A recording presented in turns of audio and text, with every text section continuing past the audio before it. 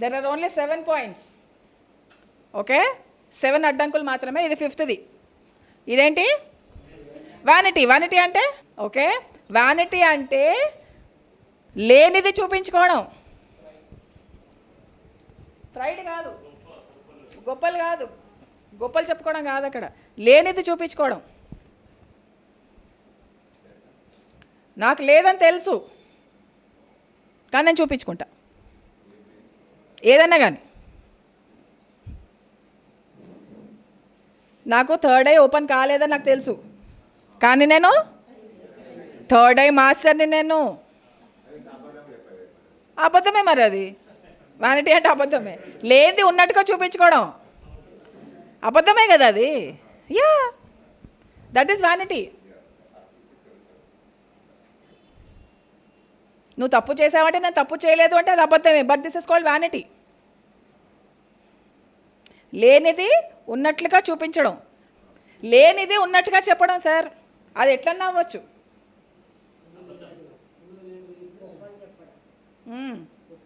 Okay, I have a 3rd I but I will not say, I will say I don't have a 3rd I.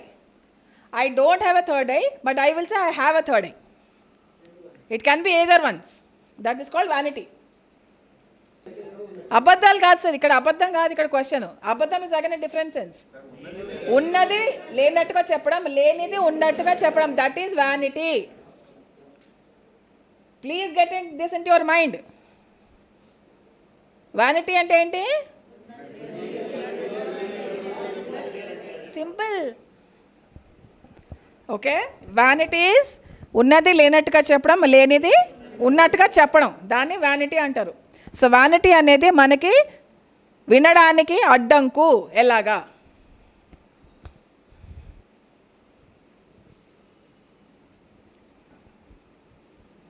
ఎలాగా?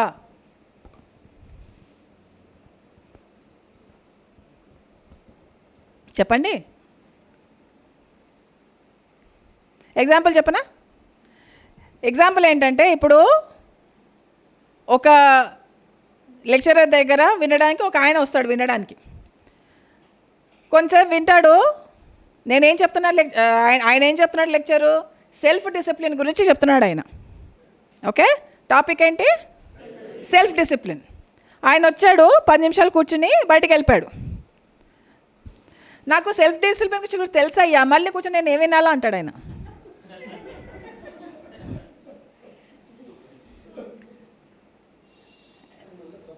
తప్పు కాదు అక్కడ, it is not తప్పు. నాకు తెలుసు అనుకోవడం. సి, ఆయనకే డిసిప్లిన్ లేదు, నాకు సెల్ఫ్ డిసిప్లిన్ గురించి తెలుసు, మళ్ళీ నేను ఎందుకు కూర్చోాలని వెళ్ళిపోతాడు ఆయన. మనందరం కొంతమంది ఎలాగే చేస్తాం.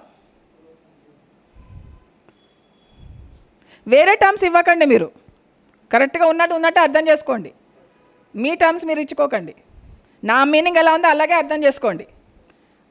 That is called listening. Words, meanings and significances. Okay, so అది వ్యానిటీ.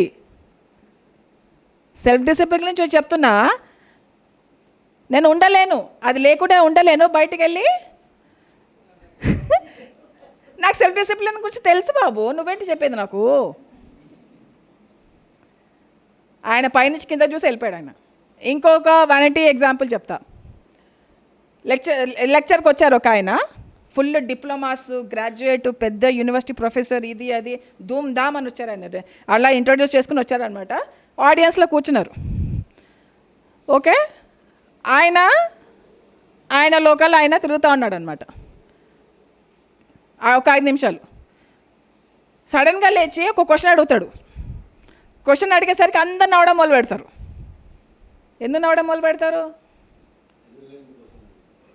ఎందుకంటే ఆ 5 నిమిషాల్లో ఏదైతే ఆయన లోకల్కి వెళ్ళిపోయాడో ఆ 5 నిమిషాల్లోనే ఒకళ్ళు ఆ క్వశ్చన్ ఆల్రెడీ అడిగారు, ఆన్సర్ వచ్చేసింది, మళ్ళీ అడిగారు.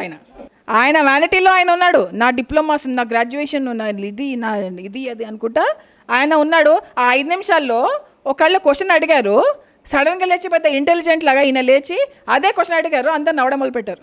ఏమైనా క్వశ్చన్ అడగకూడదా అంటాడు. That is what where is it absent? It is absent in vanity. Vanity. లేనిది ఉన్నట్టుగా చూపించడం, ఉన్నది లేనట్టుగా చూపించడంలో, ఆ వ్యానిటీలో ఆ గ్రాడ్యుయేషన్, ఆ డిప్లొమాలు దీంట్లో ఉండిపోయి ఆ 5 నిమిషాలు మిస్ అయ్యాడు. అదంతా చేశాక ఆ గ్రాడ్యుయేట్లు, డిప్లొమాలు ఆ ఉన్న ఒక్క ఇన్స్టెన్స్కి పోతుందా పోదా? మరి మన గొప్పల్లో మనం ఉంటాం, మనం ఇది సాధించాం, అది సాధించాం అన్న దీంట్లో ఉంటాం. నేను ఒక వర్డ్ వాడితే ఆ వర్డ్ వాడినందువల్ల మీకు ఒక పాస్ట్ ఇన్స్టెన్స్, ఒక అచీవ్మెంట్ గుర్తుకొస్తుంది. ఇంకా అక్కడే ఉంటారు, మీరు ఇక్కడికి రారు మళ్ళీ. నేను మౌంటైన్స్ అని అనుకోండి, ఫర్ ఎగ్జాంపుల్ మౌంటైన్ అంట, కొండ అంట. వెంటనే నేను ఆ రోజు అప్పుడు ఎంత పెద్ద కొండ ఎక్కాను, ఎంత పెద్ద గ్రేట్ పని చేశాను అని అట్లా ఊళ్ళోకి వెళ్ళిపోతుంటాను అనమాట. నేను మౌంటైన్స్ అని నేను కంటిన్యూ చేస్తున్నా, పట్టించుకోరు. నేను కొండ మీదకి ఎక్కాను, ట్రెక్కింగ్ చేశాను, ఎంత పెద్ద పని చేశాను, గ్రేట్ కదా అది అని నన్ను నేను అనుకుంటూ ఉంటాను అనమాట. నేను చెప్పేది ఏమైంది? అదే వ్యానిటీ అంటే. ఓకే, అర్థమవుతుందా?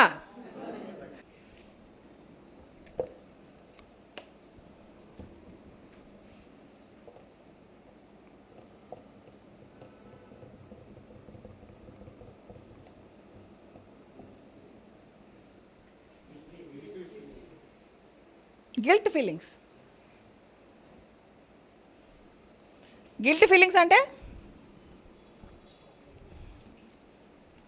అందరిలో ఉంది ఇది. ఏంటిది? నేను తప్పు చేశాను అనే భావన. జీవితంలో ఏదో ఒక తప్పు చేస్తుంటారు, బాధపడిపోతూ ఉంటారు అనమాట. అయ్యో తప్పు చేశానే. అది చిన్న పెద్ద పక్కన పెట్టండి. ఉందా అందరిలో ఫీలింగ్? ఏదో చిన్ననో పెద్దదో తప్పు చేశాను, అయ్యో నేను తప్పు చేశా. ఉంటుందా లేదా? అది గిల్ట్ ఫీలింగ్ అంటే. ఓకే, గిల్ట్ ఫీలింగ్ తోటి మీరు వచ్చి వింటే మీకు ఏమైనా వినిపిస్తుందా? ఏం వినిపిస్తుంది మీకు అప్పుడు? కాదు, నేను ఇప్పుడు ఏదన్నా నా నోట్లో ఏదైనా వర్డ్ వచ్చింది అనుకోండి, ఈయన నా గురించే మాట్లాడుతున్నాడు, నాకు తెలుసు ఈయన నా గురించే మాట్లాడుతున్నారు, ఈయన తెలిసిపోయినట్టుంది నా గురించి, అందుకని నన్నే టార్గెట్ చేస్తున్నాడు, నన్నే తిడుతున్నాడు.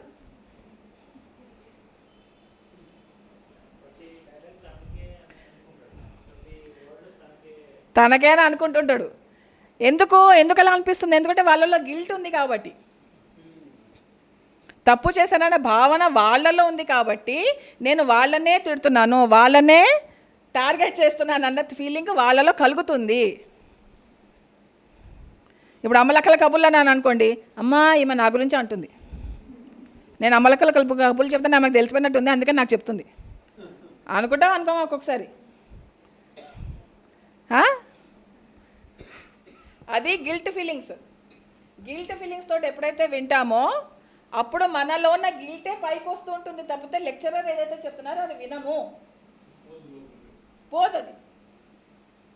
తప్పు ఈయన నన్నే అంటున్నాడు, నన్ను ఎందుకు అంటున్నాడు, వాళ్ళని ఎందుకు అనట్లేదు, నన్ను ఎందుకు టార్గెట్ చేస్తున్నాడు, నేనేం చేశాను, నేనేం తప్పు చేయలేదే, ఇంకా జస్టిఫికేషన్ అనమాట ఇక్కడ నడుస్తూ ఉంటుంది.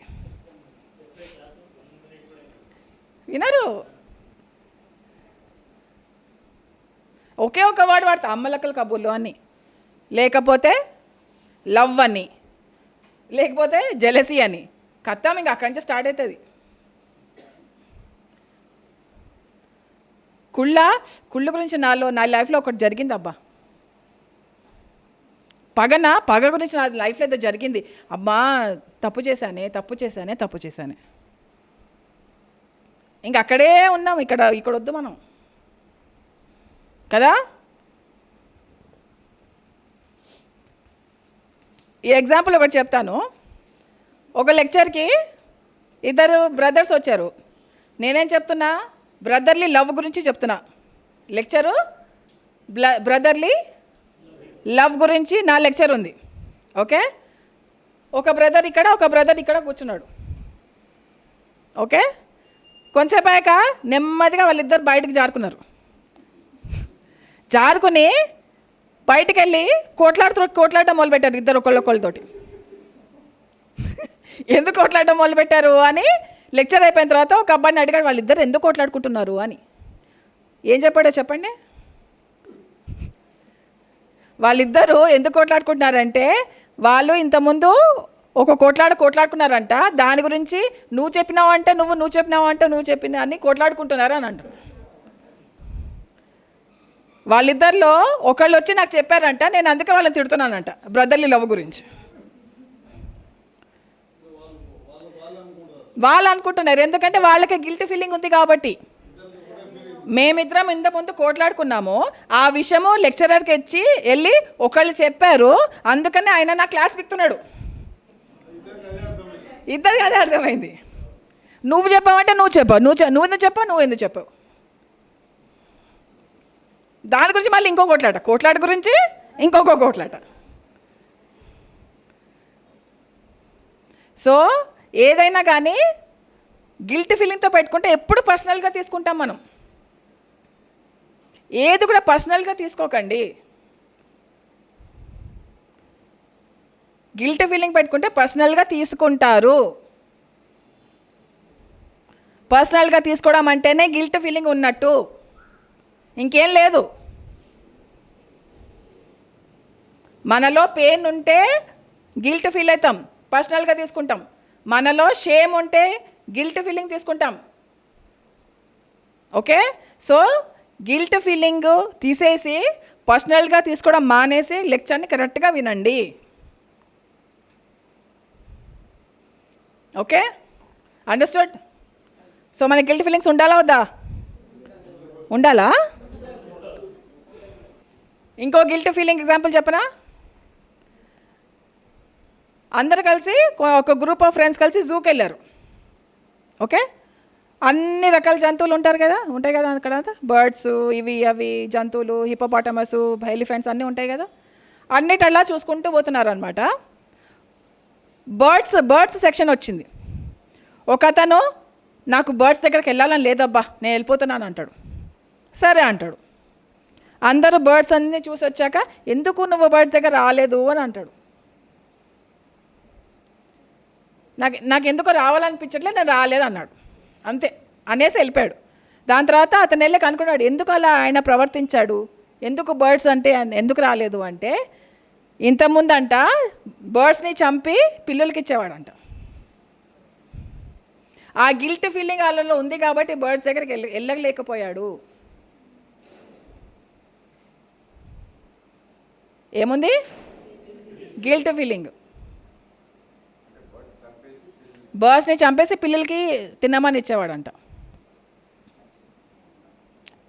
అదొక మనిషి, అలాంటి మనుషులు కూడా ఉంటారు.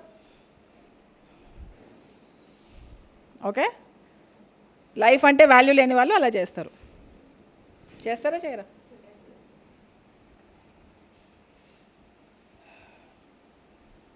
ఎప్పుడైతే మనిషి బాగా ఎమోషనల్గా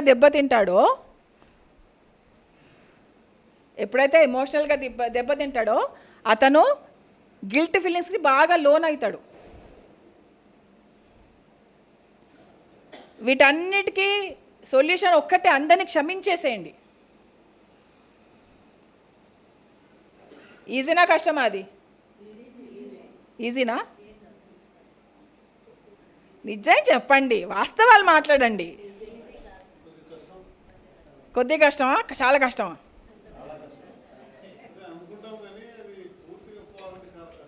కానీ చేయాలి సార్, తప్పదు. చేయాలంటే ఫస్ట్ మనం స్టార్ట్ చేయం సార్. ఇప్పుడు సార్ కష్టం అంటాము, but we don't even start. మనం స్టార్ట్ కూడా చేయం. ఫర్గివింగ్ చేస్తామా? చెయ్యము. ఫర్గివ్ చేయాలి అందరికీ తెలుసు, కానీ సర్లే ట్రై చేద్దామా అని కూడా రాదు ఎవరికి. ఫర్గివ్ చేయడము స్టార్ట్ కూడా చేయరు ఎవరు. Let's start forgiving. Why don't you say this? ఒక్కసారి అందరు నాతో గట్టిగా చెప్పండి, I will forgive everyone. గట్టిగా, ఇంకా గట్టిగా, I will forgive myself. One more time, ఇంకొకసారి. That's it.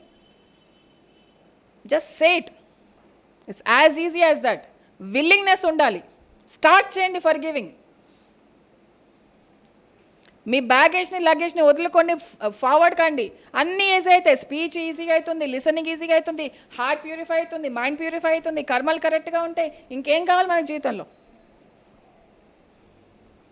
Yes, I will forgive everyone, I will forgive myself. Both.